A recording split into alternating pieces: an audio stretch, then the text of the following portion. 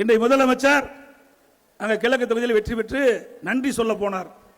நன்றி சொல்லுகின்ற இடத்துல அவர் சொன்ன கருத்து, அந்த கூட்டத்தில் பேசுகின்ற பொழுது தீர்ந்து போன கட்சி மற்றும் சிலர் என்று பேசினார்.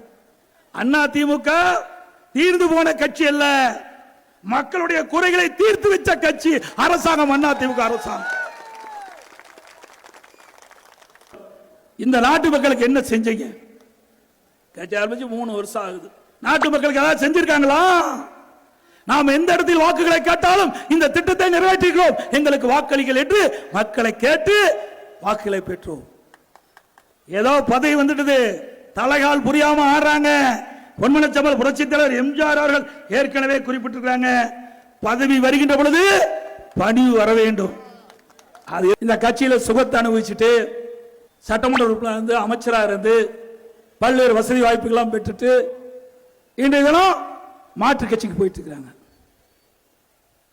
அனைத்து இந்திய அண்ணா திராவிட முன்னேற்ற கழக தொண்டன் ஒருவன் கூட வெளியே செல்லவில்லை. விரல் இருக்கிற மை கூட அழியல, விரல் இருக்கிற அதற்குள்ள கட்சி மாறி இருக்கிறாங்க. இந்த கட்சிக்கு துரோகம் செய்வது எவராக இருந்தாலும் இருவரும் தலைவருடைய ஆத்மா மன்னிக்காது.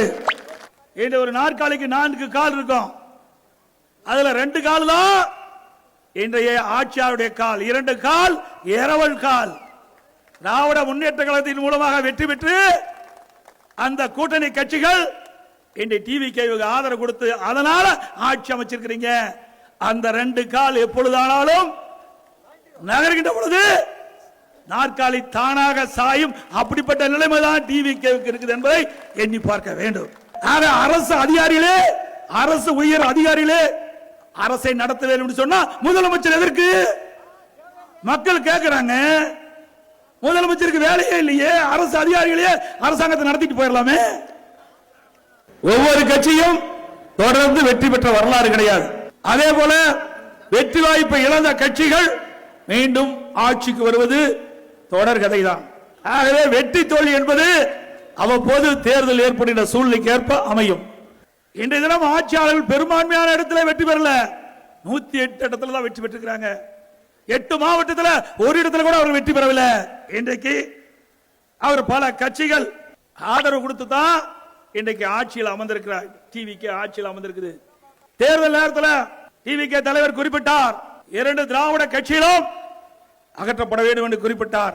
ஆனால் இன்றைக்கு நிலைமை என்ன? திராவிட முன்னேற்ற கழக தலைமையில் அமைக்கப்பட்ட கூட்டணி கட்சியில வெற்றி பெற்ற அந்த சட்டமன்ற உறுப்பினர்கள் தான் டிவிக்கு ஆட்சிக்கு முட்டு கொடுத்து தாங்கிக் கொண்டிருக்கின்றார்கள்.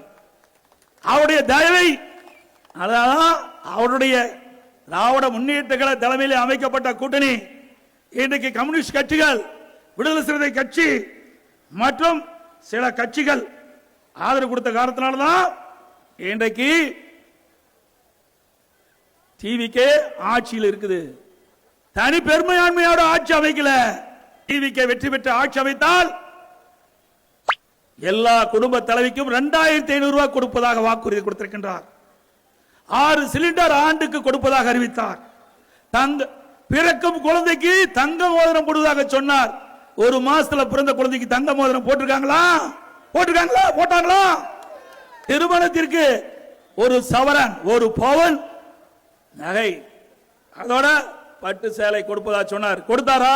இந்த 1 மாசத்துல திருமணம் ஆச்சு ஏழை குடும்பத்தை சேர்ந்த பெண்களுக்கு.